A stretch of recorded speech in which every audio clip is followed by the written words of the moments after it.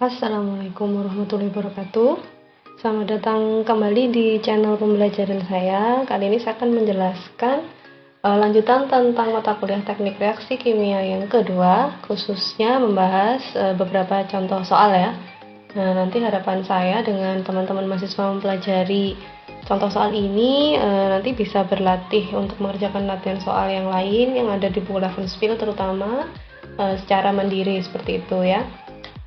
Oke, yang pertama di sini saya mengambil soal di nomor 7.6 atau kalau di Levenspiel ada di halaman 165 ya. Di sini terdapat problem berupa ada zat A diumpankan berupa liquid ya, dia bereaksi bisa memproduksi R dan juga S dalam waktu yang bersamaan karena reaksinya reaksi paralel gitu ya. Nah, kemudian diketahui bahwa umpan ini mula-mula ada zat A, konsentrasinya 1, R-nya 0 dan S-nya 0 pada kondisi mula-mula. Kemudian zat A ini memasuki dua buah reaktor mix flow yang disusun secara seri. Waktu tinggal di reaktor pertama adalah 2,5 menit dan tinggal di reaktor kedua adalah 5 menit. Untuk mengetahui komposisi dari reaktor diketahui ya komposisi keluar dari reaktor pertama yaitu Ca1-nya adalah 0,4. Jadi 0,4 itu di sini keluar dari reaktor pertama. Kemudian R keluar dari reaktor pertama adalah 0,4 juga dan S keluar dari reaktor pertama adalah 0,2. Nah, pertanyaannya tentukan konsentrasi ya atau komposisi masing-masing reaktan dan juga produk pada keluaran reaktor yang kedua. Jadi yang ditanyakan di sini. Ya. Yang pertama, teman-teman harus menggambarkan dulu sistemnya seperti apa. Nah, jadi kurang lebih ada dua reaktor seperti ini disusun seri. Tuliskan semua data yang diketahui. Lalu teman-teman juga harus memperhatikan reaksi yang berlaku. Di sini disebutkan bahwa first order ya. Jadi baik itu yang menjadi R maupun yang menjadi S, dua-duanya sifatnya first order reaction ya atau reaksi order pertama. Oke, kita langsung ke penyelesaian. Yang pertama berarti dari A menjadi R memiliki laju reaksi K1Ca, sedangkan A menjadi S memiliki laju reaksi K2Ca. Karena masing-masing ordernya 1. Jadi ini first order, ini juga first order. Kemudian kita menggunakan persamaan-persamaan yang ada di mix flow karena sebenarnya ini adalah mix flow yang disusun secara seri ya. Yang pertama yield overall dari mix flow itu sebenarnya sama dengan fractional yield instantaneousnya pada saat konsentrasinya adalah CAF ya. Ini bisa dibuka lagi persamaan yang sebelumnya sehingga Pi besar sama dengan semua atau seluruh R yang terbentuk dibagi dengan seluruh zat A yang bereaksi atau delta CR dibagi min delta CA0. Min delta CA ya harusnya di sini bukan CA0. Oke, kemudian tau dari mix flow adalah CAI kurangi 1 dikurangi CAI dibagi dengan min RA. Ya, ini saya kira sudah ada di chapter 6. Persamaan ini bisa dibuka kembali. Nah, di sini sebenarnya tidak disebutkan zat apa yang menjadi zat yang diinginkan atau produk yang diinginkan. Nah, karena tidak ada keterangan, maka sebenarnya bebas. Anda mau menghitung V-nya itu mulai dari R per A atau mulai dari S per A. Ya, tapi karena R disebut terlebih dahulu, maka kalau saran saya kita menghitungnya adalah R per A-nya ya. Sehingga V R per A adalah DCR dibagi dengan min DCA ya. Atau kalau saya boleh substitusi karena sebenarnya untuk reaktor mix flow ini keterangannya ya bahwa Pi besar dengan Pi kecilnya adalah sama. Kemudian persamaan laju reaksi untuk CR berarti ikut yang ini ya K1Ca. Nah, karena dia mix flow maka sebenarnya Ca yang dihitungin adalah Ca pada kondisi final atau CAF ya. K1 kali CAF dibagi dengan min DCA itu merupakan gabungan antara RR dengan RS ya, sehingga K1CAF ditambah dengan K2CAF.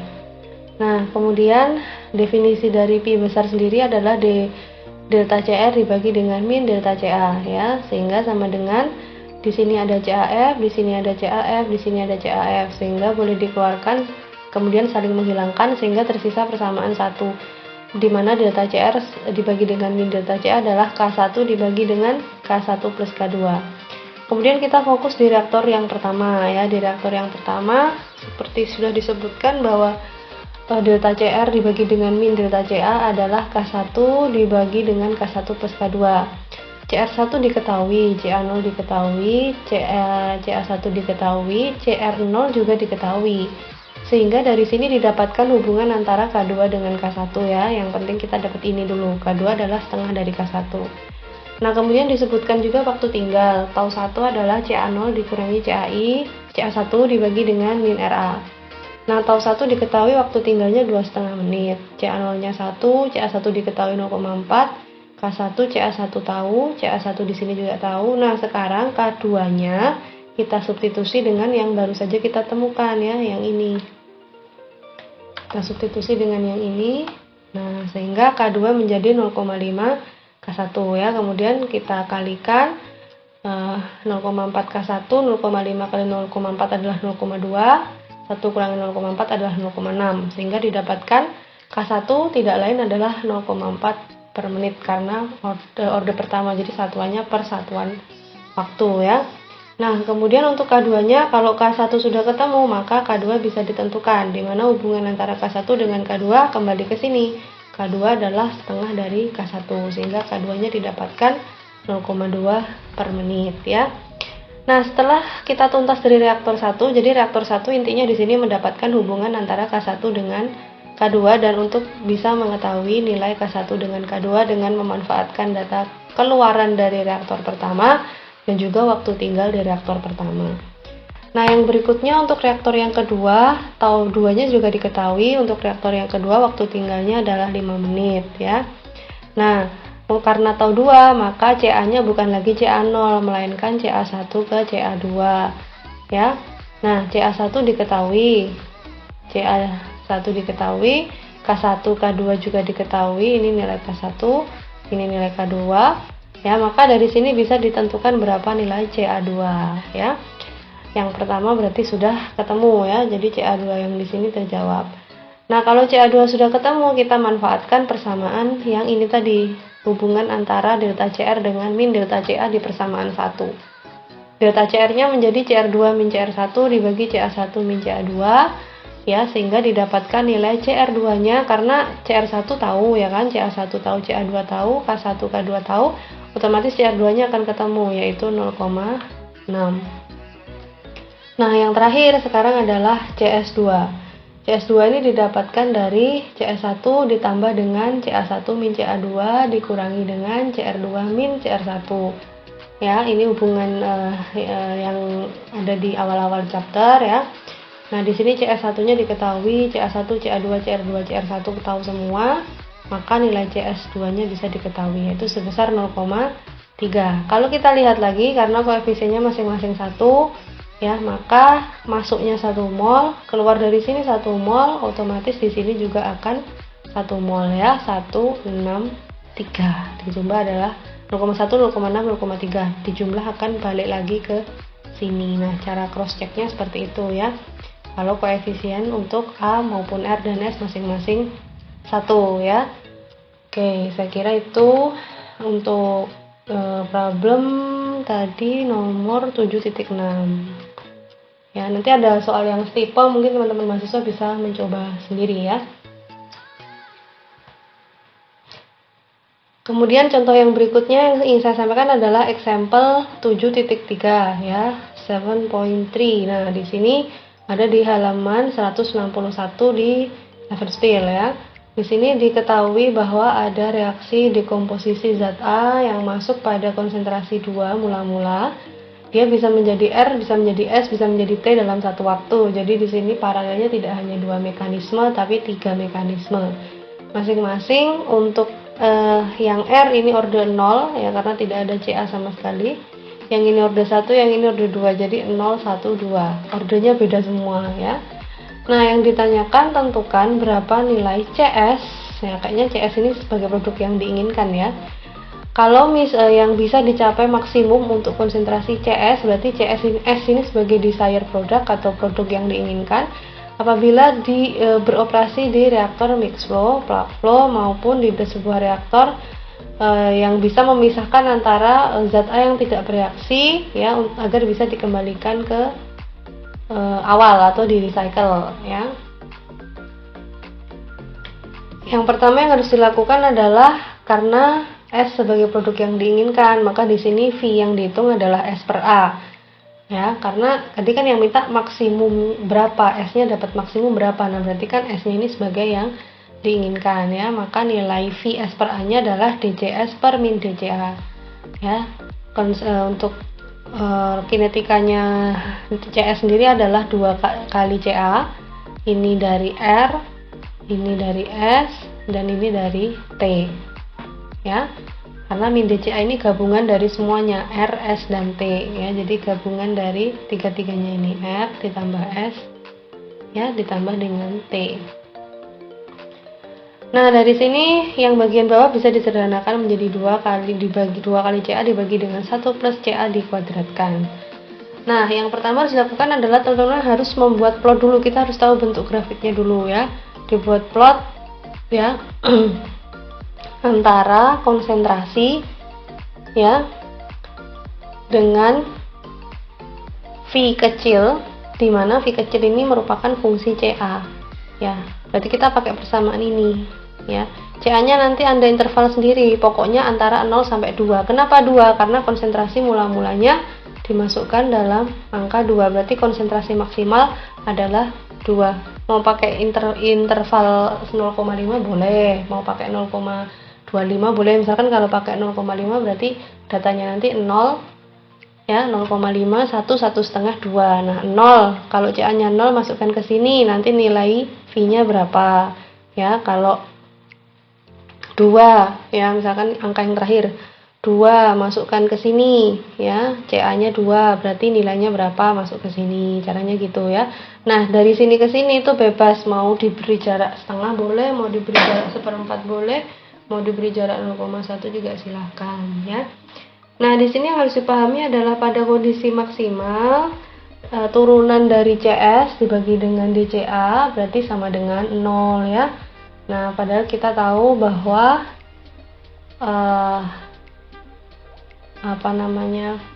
di sini juga harus dipahami ya, bahwa kondisi maksimalnya nanti akan seperti ini. Nah, untuk yang ini nanti akan saya jelaskan di belakang ya, tapi yang jelas ini dulu, ini harus dipahami. Kalau yang ini nanti ini di skip aja dulu ya, di skip dulu, nanti saya jelaskan di belakang, nanti bingung ya. Oke, yang pertama adalah untuk penyelesaian dulu untuk yang mix flow ya. Jadi setelah punya tabel ini kemudian diplot ya, ini jadi sumbu X, yang ini sumbu Y, nanti dapatnya seperti ini. Nah, kurvanya seperti ini. Ya, dari sini kita pakai persamaan mix flow ya, dimana persamaan mix flow-nya seperti ini, yaitu V dikali dengan min delta CA ya. Ini kan V-nya, ini min delta CA-nya. Jadi sudah CS yang di sini itu masuk ya ke persamaan ini. Nah, kemudian diturunkan terhadap CA supaya nilainya 0. Kenapa? Ini harapannya untuk mendapatkan yang paling maksimal ya. Jadi sekali lagi DCS final dibagi dengan DCA harus sama dengan 0. CS-nya dapat dari mana? Dapat dari sini. P-nya dapat dari mana? P-nya dapat dari sini tadi. Nah, ya. Makanya ini adalah V dan ini adalah min delta CA. Ya, CA 0 kurangi CA. CA 0-nya kan 2 tadi ya. Sama dengan 0. Nah, ini kalau diselesaikan nanti akan ketemu nilai CA-nya adalah setengah. Ya. CA-nya setengah. Nah, dari sini yang ditanya adalah CS. Nah, maka kita pakai rumus ini, delta CS sama dengan P pada mix flow dikali dengan min delta CA. Delta CS itu berarti CSF dikurangi CS 0. Padahal Anda tahu bahwa nilai CS-nya adalah awal mula-mulanya 0 ya, makanya kayak gini ya. Nah, yang ini ya, kita ambil dari persamaan ini ya. Yield S per A. Nah, ini dia. Dikali dengan ini adalah min delta CA. Nah, CA-nya kan sudah diketahui dari turunan ini. Berarti masukkan CA-nya setengah, di sini CA-nya setengah. Sehingga didapatkan CS pada kondisi final sebesar 0,6 Ini kalau menggunakan menggunakan reaktor mixed flow. Jadi luas area 0,67 itu hanya di area ini. Karena dia tidak ada tanda integral ya, makanya bentuknya kotak seperti ini.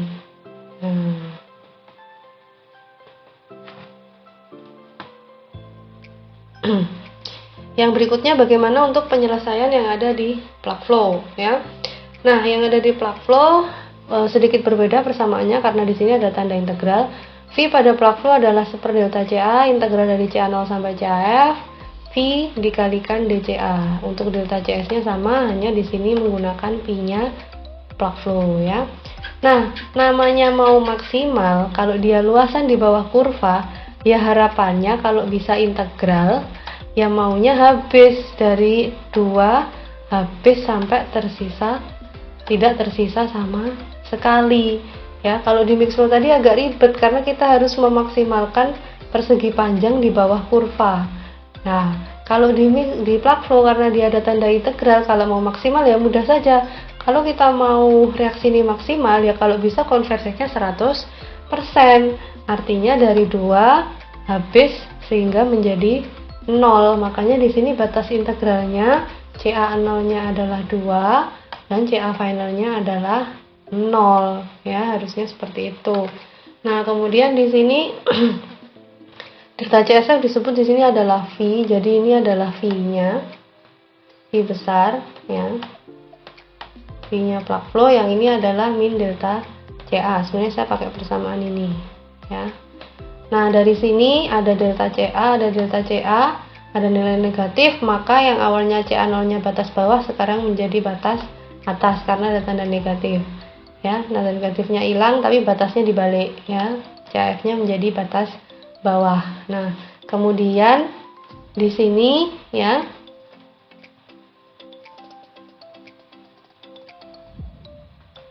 Sorry, ini bukan R per A ya, ini S per A ya.